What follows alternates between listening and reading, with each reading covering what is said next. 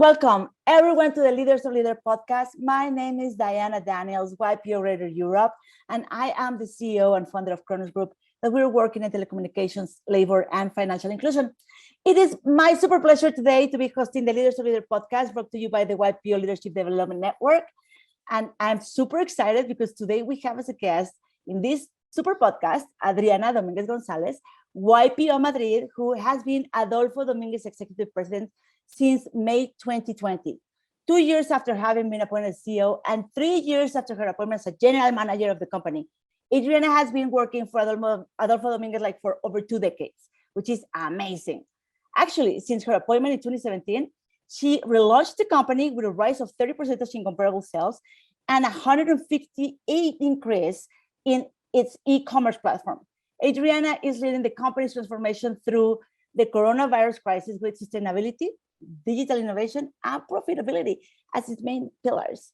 I just have the opportunity to meet Adriana before because she is super involved within the YPO initiatives that are bringing more female members to our organization. And it's my absolute pleasure to welcome you here today. Adriana, welcome. Hi, well, thank you very much for the invitation, Diana. My pleasure. Listen, you've been in leadership roles at your family's fashion empire, Adolfo Dominguez, for at least all this year. And since you became president just as the pandemic hit, I would love to know, how have you navigated this rapidly changing landscape? Well, obviously, operationally speaking, we've done very many things. And in the fashion retail business, not least of which is the whole logistics issue, everything that has been happening. It's been very difficult and very expensive to get our product from where we produce it. And it's also been very difficult to open and close stores all the time. But maybe what I would share with this forum is, with the forum of YPO, is the leadership part of the difficulty, not just the operational part. And I think, a book that has really, really helped me, and I read it at the very beginning of the pandemic, is Anti-Fragility. Okay. And what that explained to me is that, one way to go about life is being fragile, which is like there are a few myths, a few Greek myths, which is, it's like things happen to you and there's not very much you can do. Then there's another sort of mindset, which is the phoenix. In Spanish, you say ave fénix. How do you say that? Rising, whatever, which is resilience. It's basically life is tough. Things are hard. You burn down to your ashes, but then you're reborn and you're resilient. And then there's another option, which is anti-fragility, which is like the Medusa head. It's like you chop one snake off and another 4 appear, which means that difficult moments are actually good for you, that you become better, the company becomes better, it's an opportunity. So yeah, what I've been doing during the pandemic is really trying to look at it like that, trying to see how this pandemic, with all its difficulty for my business, how is this an opportunity? Beautiful. So, and I guess that can resound with all of us, especially after the pandemic, right? We all have to kind of rise through as a phoenix in order to pivot your business or just to reshape it or try other stuff that we were not used to. So in this piece, what are these 3 practical takeaways that you can share with others that are leading also their family businesses during whatever turbulent time that are coming? Well, I think in all companies, we have to really embrace change, because I do think we are living in very disruptive times. And I think a good explanation for that is that the source of energy is changing towards renewable energy. And the language is changing in terms of just the internet and social media and digitalization of everything. So we are living in an age of huge change and turbulence, and I think that has to be embraced. I don't think the right mindset is to think, well, this is gonna, if I just hold on, it will pass. It will not pass. You have to really ride the wave and adapt to the changes. Another thing I'd say for any company, but definitely also family companies, is courage. I think change and transformations and turnarounds are very, very difficult. And I think part of the reason some of them don't work out is I think a lot of people know what has to be done, but it's very difficult to know it and to do it. And many times when you do things, you are changing many people's lives, and you have to have the stomach for it. You have to sort of be hooked onto the greater good and the possibilities that of what your company can do in the future. And then maybe a third thing would be the capacity to listen. I really believe that when you come into a company like I came, which was in a difficult moment, so I didn't come into an easy setup. I sat and I had breakfast with pretty much everyone in the company. There's 1,200 people working with us. And I did it in groups of 8. And I asked, and I said, hi, this is me, and this is what I want to do. Who are you? How long have you been around? And I would like to know what you think I should do to do this turnaround. What do you think are the opportunities and the chances for this company? And it's amazing what people know and how much people can help you to navigate the waters if you actually listen, I guess those are 3 amazing, advices, because there are many times that we give the people for granted, right? Where the knowledge of their business, which is our business, it's a gem. So we better treasure it. And in this case, Adriana, what would you recommend? Like if what resources, you mentioned this book that you just read, you have any other resources that you would like to share with somebody that is trying to gain insight into a family business leadership like you have done? Well, I do have to specify that our company is listed in the stock exchange in Spain. And so the dynamics are not purely those of a family company, but the biggest stake is my family. So it navigates both dynamics, which is actually its own type of complication. I think the part of being publicly listed is kind of interesting for a family company because it puts in lots of different mechanisms that actually help with succession and help other people be a part of how that succession gets made, because sometimes families don't do it correctly. Right. Sometimes, many times. And so, and sorry, what was your question again? Yeah, what other resources would you recommend for people that are trying to navigate this leadership? Especially these young heirs that maybe have their own ideas. What do you think? What would you say to them? Well, I think my recommendation would be more for the older generation. I do believe that they should let go, and I do think that younger people have to get their opportunity sooner than later. And I mean, in a good mature age, from 35 onwards, but I don't think that the next generation should get their hands on the company at age 65, when the previous one is like 80 something.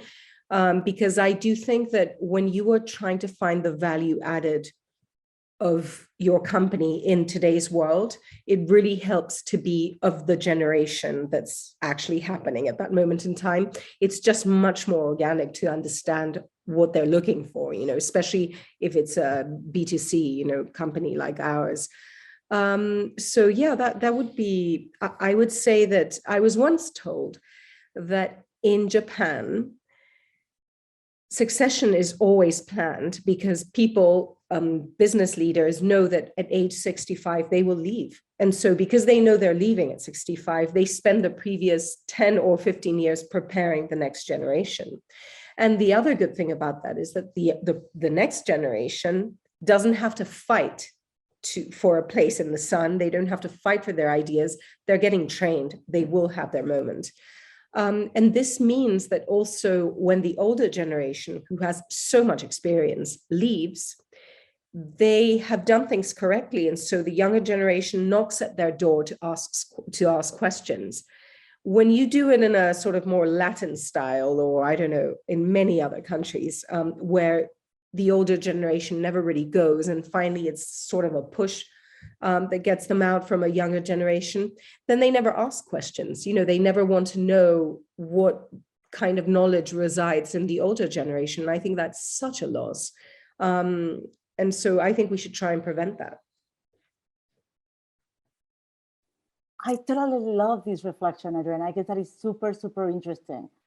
And I want to come back to that as a wrap up. But in the middle time, I want to ask to go to this section of our podcast that I really love. So are you ready? Sure. Yeah, well, this time is the rapid fire questions. You just need to answer whatever first comes to your mind, hopefully in one single word, right? Okay, in one word. Right. Let's do it. So, tea or coffee? Tea. Very healthy. What about I've never had a coffee in my life, so definitely tea. Good. Morning or night person? Morning. Good. Time, love, or money? Time. Very good. It's priceless. What was your childhood career? What did you want to do when you were like a kid? I wanted to work in a circus. Really? Yeah. Oh my gosh, I have to dig deeper on that one later. And what is the best career advice that you ever received? Gosh.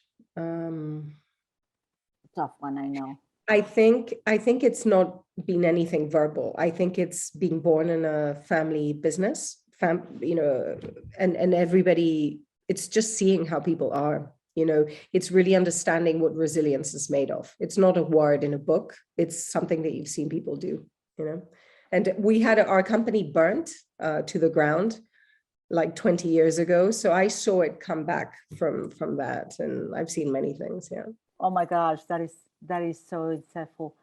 So if it's not in Madrid, Adriana, where would you live? I like Galicia a lot, which is where I'm from. And I also like the UK very much. I love Galicia too. I love it. What was the last book you read? I guess you mentioned it. Yeah. I'm actually reading Os Maias, which is a Portuguese book by Queiroz. It's a very it's like their biggest book. Os Maias. I'm gonna look for that. And what are you afraid of? I'm not a very afraid person. I'm kind of afraid of trolls. Just the reputational part of the company that, it's like, yeah, trolls. Well, we always have all those deniers, so let's not pay attention to them. And is there anything that keeps you awake at night? I sleep very well. So it would have to be my son. I have a 6-year-old. So when he jumps into the bed, well, he wakes me up. So besides your son, is there something that you're looking forward when you wake up? That I'm looking for? Forward, yeah. When you wake up, what gets you? Well, I've gotten into atomic habits. And so I'm working out in the morning. So I get up early. Very good. Very good. Well, thank you. Thank you so much, Adriana. Thank you for being with us. I just would like to do as a little wrap up on and probably further up on this conversation that we were having about the Latin way of family succession. I would like maybe that you can have the opportunity to provide an advice for especially the young female members of family leading. In the Latino culture, I'm Mexican, you're Spanish. We're not that far away of our macho culture situation. So what advice would you bring or will you give to this female family business owner that needs to step up and take over the business, or that is probably in that line in between probably brothers and sisters? Is there anything that you can give her a sight on how to succeed? I think a lot has to do with parents. I think parents should educate their daughters just like they educate their boys. And then they should probably, give the handle to the most able or to the person who wants the job at any given moment.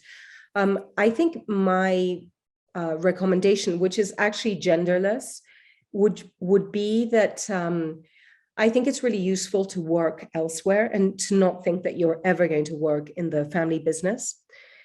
And you said I'd been involved for 20 years, but the fact is I was never an employee. I was always on the outside. My first employment, like with a contract in the company, has been to be a general manager 5 years ago.